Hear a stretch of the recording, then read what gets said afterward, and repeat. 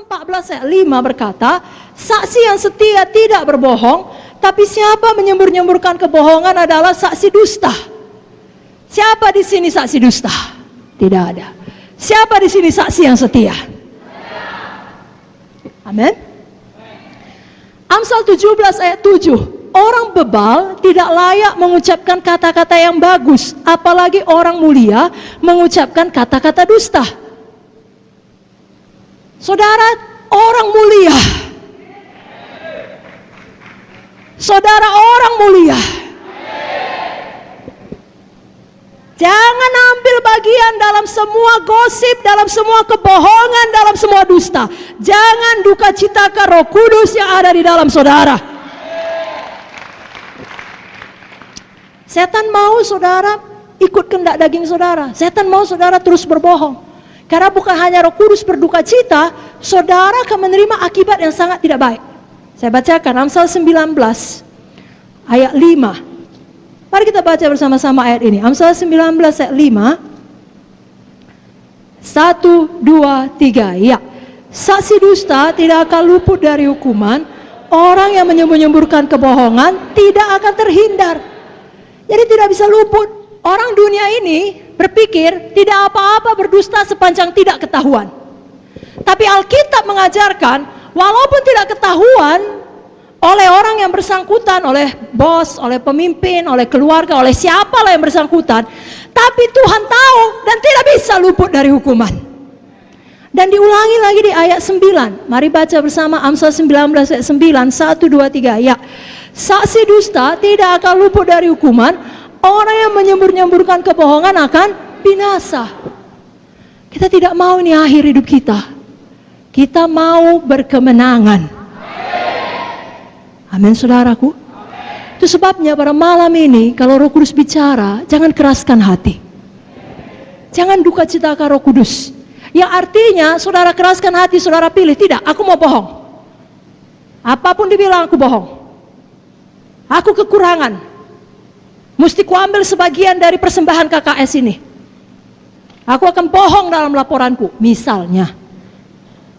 Atau apa sajalah. Roh Kudus bilang jangan. Ada jalannya diberkati. Jalan terang, jalan kejujuran. Saudara keraskan hati. Tidak, aku tidak mau. Aku mau bohong. Saudaraku, itu hidup di dalam gelap. Artinya saudara memilih untuk hidup tidak lurus, tidak jujur, sembunyi-sembunyi. Saudara memilih untuk hidup belat-belit. Tahukah saudara, satu kebohongan akan membawa kepada kebohongan berikutnya, dan berikutnya, dan berikutnya, dan berikutnya, dan lebih besar, dan lebih besar, dan lebih besar. Putuskan itu, bertobat sungguh-sungguh. Datang kepada terang. Jangan lagi lakukan pelayanan, lakukan bisnis, lakukan apa saja, lakukan hubungan dalam sembunyi-sembunyi. Jangan. Tahukah saudara, setan adalah bapa kegelapan, dia ada di dalam gelap. Datanglah kepada terang. Hiduplah jujur, hiduplah lurus. Maka saudara tidak akan bisa diganggu setan sesuka hatinya. Tidak bisa. Karena saudara tidak beri tempat. Tapi kalau kita memilih hidup dalam kegelapan dan memilih tetap berbohong, maka setan adalah bapa kita. Betul? Siapa bapa pendusta? Siapa? Betul dia pencuri, pembunuh, pembinasa. Tapi nggak dibilang dia bapa pencuri, dia bilang bapa pendusta. Saya bacakan ayatnya, Yohanes 8:44. Iblislah yang menjadi bapamu, dan kamu ingin melakukan keinginan-keinginan bapamu. Ia adalah pembunuh manusia sejak semula, dan tidak hidup dalam kebenaran, sebab di dalam dia tidak ada kebenaran. Apabila ia berkata dusta, ia berkata atas kehendaknya sendiri, sebab ia adalah pendusta dan bapa segala dusta. Malam ini di dalam nama Yesus, putuskan hubungan saudara dengan semua bapa pendusta, dengan segala jalan dusta. Saudara perlu sesuatu dalam pelayanan, bicara dengan jujur.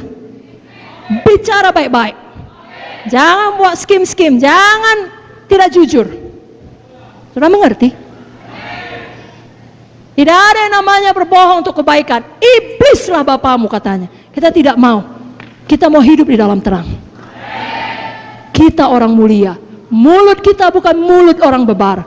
Mulut kita bukan mulut orang fasik. Mulut kita adalah mulut orang benar, orang mulia. Dan Amsal berkata, mulut orang benar mengeluarkan hikmat seperti sarang madu. Bibir orang benar mengembalakan banyak orang. Lidah orang benar seperti perak pilihan. Itulah saudara, saudara, saudara, dan saudara. Dan itu asalnya dari Roh Kudus yang ada dalam saudara. Amin. Jadi yang pertama, jangan bohong, jangan duka citakan Roh Kudus dengan berbohong. Yang kedua, jangan terus marah, jangan dendam, jangan simpan sakit hati. Dengan kata lain, jangan beri tempat bagi iblis. Dalam ayat 26 tadi, Efesus 4 dikatakan, apabila kamu menjadi marah, janganlah kamu berbuat dosa. Janganlah matahari terbenam sebelum padam amarahmu. Janganlah beri kesempatan kepada iblis.